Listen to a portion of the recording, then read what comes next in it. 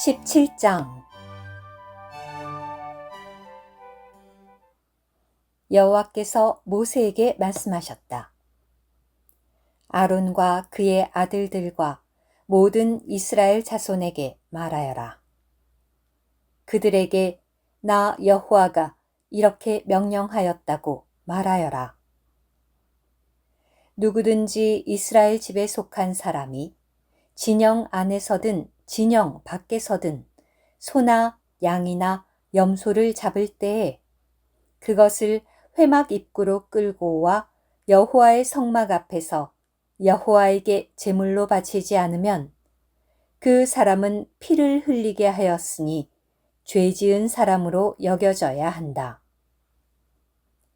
그는 피를 흘리게 하였으니 자기 백성 가운데서 끊어지게 된다. 이것은 이스라엘 자손이 들판에서 희생제물로 바치려고 한 그들의 희생제물을 회막 입구 여호와에게로 끌고 와서 제사장에게 주어 그것들을 여호와에게 화목제물로 바치게 하려는 것이다.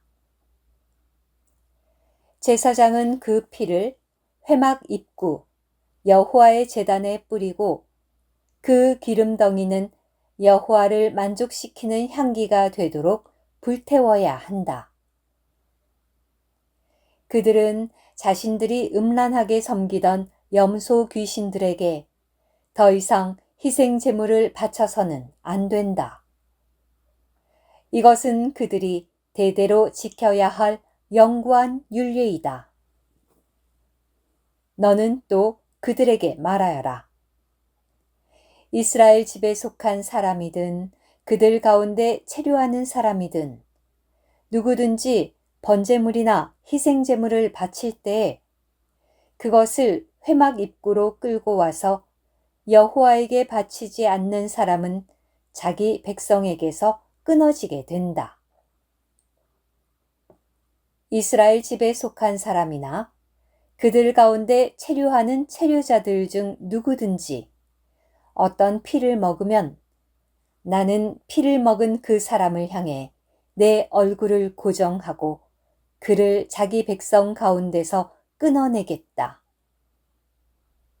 이것은 육체의 생명이 피에 있기 때문이다. 나는 이 피를 너희에게 주어 너희 혼을 위해 제단에서 속죄하게 하였다.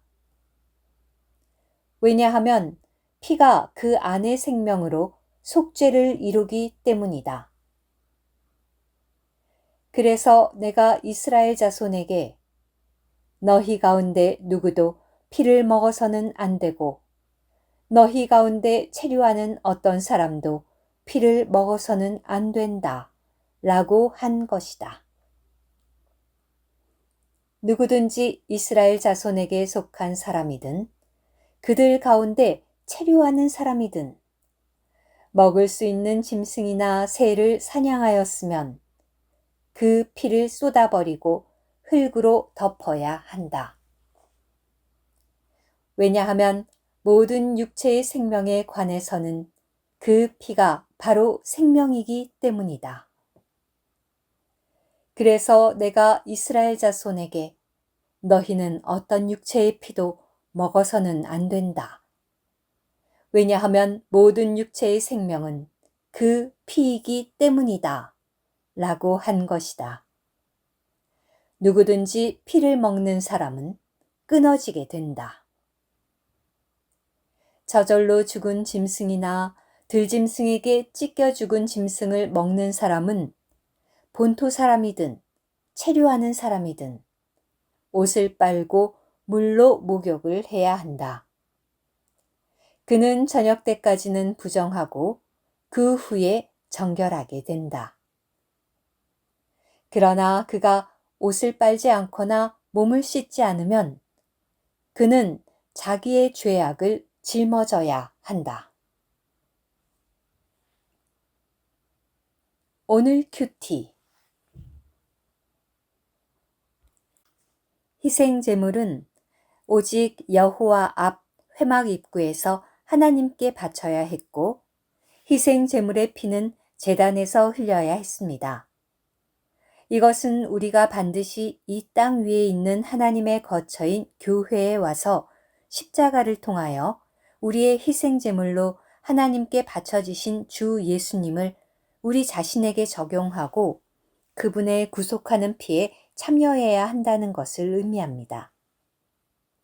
우리가 하나님께 경배할 때 우리는 그분께서 세우신 규정과 제한과 한계 안에서 하나님의 갈망과 경륜에 따라 유일한 희생제물이신 그리스도를 우리 자신에게 적용해야 합니다.